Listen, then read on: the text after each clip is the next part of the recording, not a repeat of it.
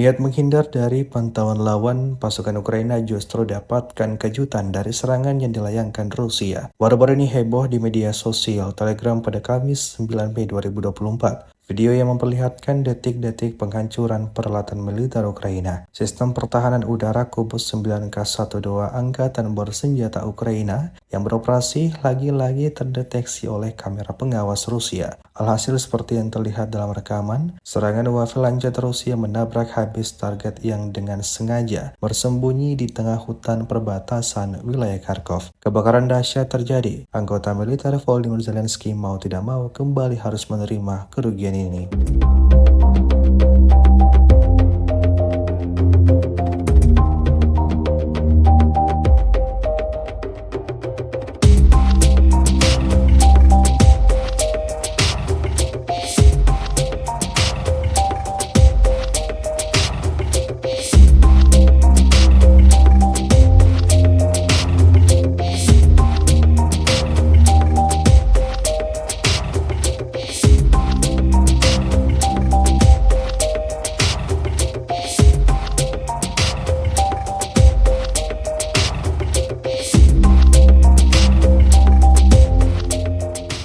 Download Tribun X sekarang, menghadirkan lokal menjadi Indonesia.